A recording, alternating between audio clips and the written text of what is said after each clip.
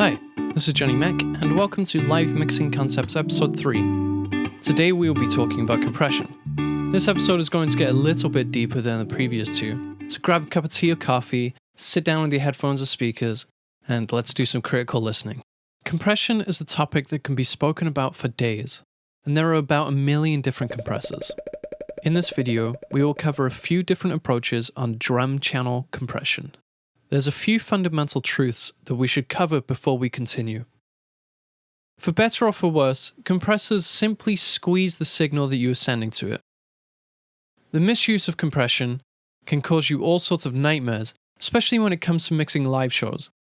Because compression squeezes the volume of your audio, in turn, you end up having to turn everything back up, and you can easily get into a losing battle where you start turning down the information that you do want and boosting the information that you don't want. At worst, you end up with lots of feedback, and you can also end up with a squashed and unclear sounding mix. But if used correctly, compression can give you more control, or even help you shape the transients to give yourself a lot more punch out of the PA system. Let's take a look at some of the settings on a compressor. Our compressor has a threshold, attack, and a release time. This is true for almost all live mixing consoles, with a few exceptions when they model analog compressors. But we are going to pretend that those don't exist for now, as we don't want to muddy up the waters at this point. Just like a gate, the threshold dictates the value for when the compressor starts reacting to our audio, the attack dictates how fast that reaction kicks in, and the release dictates how slowly the compression is released. Finally, there is one other addition. This is the ratio. The values reflect how much the compressor will squeeze out of the audio. Here, for every 4 parts of volume that hits the compressor, only 1 part of that energy is let through. So now that we know what the controls do, let's take a look at how it acts. Before you even begin compressing, you need to ask yourself what you want to achieve. In the aspect of drums, there are 2 approaches that I tend to take. Depending on the genre, I will either want to make the drums super punchy and aggressive, or I want to keep them sounding more natural with a more controlled dynamic. Toward the end of this video, I will go through how you can use a combination of these together. Let's take a look at our first approach. If you have a noisier stage, there's a lot of mush coming from there that will muddy up your mix, especially if you are in a smaller room. So you may want to use this approach to accentuate your transients and get some more separation away from the stage. Genre-wise, this would be more in the realm of something like metal, rock, pop, hip-hop, or anything where you really want your drums to punch and then get out of the way very quickly. As transients are king in this approach, we want to make sure that all of our drum hits feel like mini explosions. So, if a compressor squeezes audio, how could we add more dynamic? Well, to show this, I'm going to bring up the tom hit that I used in the previous video and break it down into its elements again. We have the stick hit, the meat of the drum, and the tail. If we want the drums to sound more aggressive, then the stick hit is where we want to bring out more of that transient. Generally speaking, the stick hit is around about 5 milliseconds long. So if we look at our compressor, we can use this timing on our attack to let through that 5 milliseconds of sound before it clamps down on the rest of the drum. If I use a high ratio and set the release time to be longer than the tail of the drum, and bring down the threshold, we can really start to hear what the compressor is letting through before it squeezes. This leaves us with a very aggressive click, with not much character. By extending our attack time, we can start letting the character of the drum through. Once we start to recognize what drum we are hearing again, we can just stop adding to our attack time, and we can start easing off the threshold and leave our compressor sounding a little more transparent.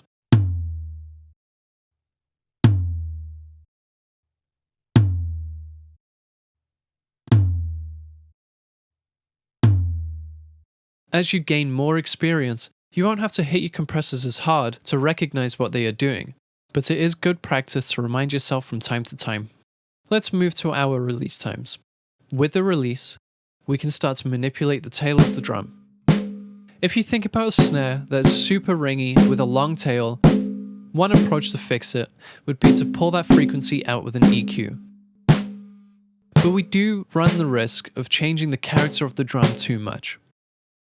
Adjusting the release times to compress that ring out of the way could get us a better result without removing any tonality of the drum that we may want to keep. If you watched the previous video on gates, we may already have mitigated some of that ringing already. I find that using a combination of more subtle settings on both of these techniques ends up feeling more natural rather than leaning heavily on one or the other. Occasionally, it may not make sense to remove some of that ringing. In the case of floor toms, for example, a lot of the character exists in the tail of the drum. By reducing the release times, we can start bringing some of that tail back in.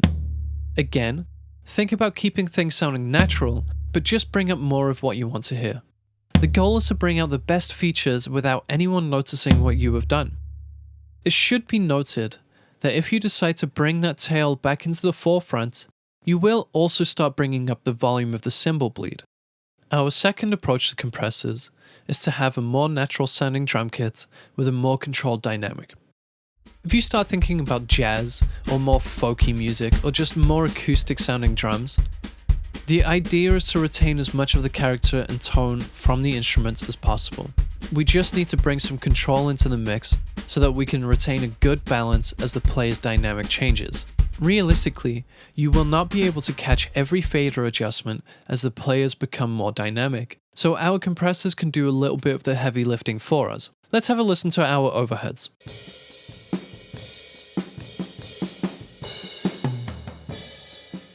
We can hear that the drummer hits one cymbal significantly harder than the other, and we don't have time to grab a fader and compensate for that difference. Also, if we are going for a more natural and character-rich approach to our mix, we may want to bring some of that up with our compression as well. Let's have a listen to our previous approach on the compressor.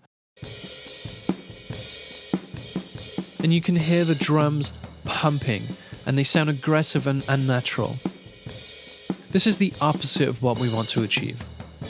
Rather than using an aggressive ratio, we can reduce it and bring the threshold down. If we bring our attack and release settings down as well, we are squeezing the transients of our drum rather than the sustain. Before we continue, it does need to be noted that this approach to compression brings up a lot more of that low volume information, which does increase your risk of feedback. So you will have to adjust what you're doing on a case-by-case basis. Just so that we can hear another example of this technique, here is a snare drum. If we go for our more explosive technique, we tame the ringing of the snare drum, and the transient is really pronounced. And if we move to our lower ratio with a fast attack and fast release time, our transient is now what's being squeezed, and we start to hear more of the character of the drum come up in the tail. Which approach that you take is very much dependent on the results you are after. On the occasion that you have the flexibility to do so, a combination of both of these techniques can be incredibly useful. We can use our low ratio with our fast attack and fast release time to control the dynamics of the drummer, then we can follow it with a second compressor that has a higher ratio and a slow attack and slow release time. What this essentially does is control how much dynamic is hitting our second compressor. It allows us to have more consistency in the tonality of our snare drum, so rather than the compression ranging from -12 dB to -2 dB, it's now between -8 dB and -3 dB. We limit the amount of aggression fluctuating between hits, but we still get our mini explosion effect where the transient is more pronounced and our tail is a little bit more subdued. Let's have a listen and compare the 4 different waveforms at very different moments of the song. First is our uncompressed signal.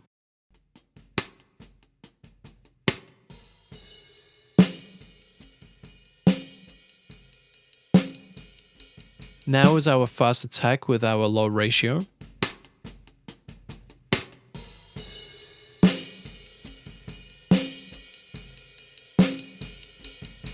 And now for our hard ratio with a longer attack time.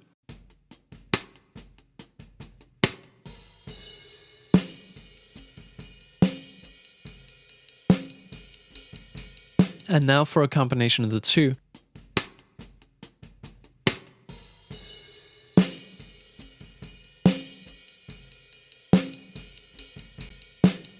Now let's do the same thing at louder parts of the song.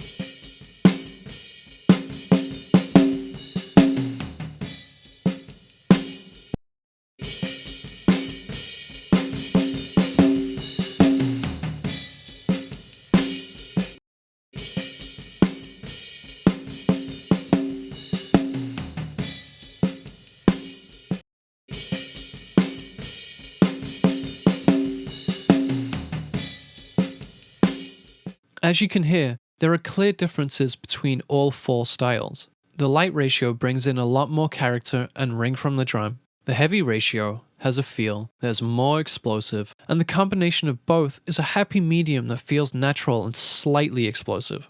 The approach that you go with and how hard you hit your compressors ends up being a balancing act of what tools you have, how much dynamic you want to keep in things, how much microphone bleed you are willing to introduce, what the style of the music is, and how consistent the drummer hits. It is your job as an engineer to weigh up the pros and cons and use your tools to find the happy medium that translates the music to the audience in the most seamless way possible. These are just a few different approaches that you can take, but the options are essentially limitless. So this is where I urge everyone to experiment and get a feel for how their compressors act. Every compressor is going to be different, so it pays to train your ear to know what each parameter does. Thank you for sticking with this longer format video. It was a little bit more in depth than the previous 2 videos, so let me know in the comment section if you liked this approach. And as always, hit the like and subscribe if you would like to see more videos just like this.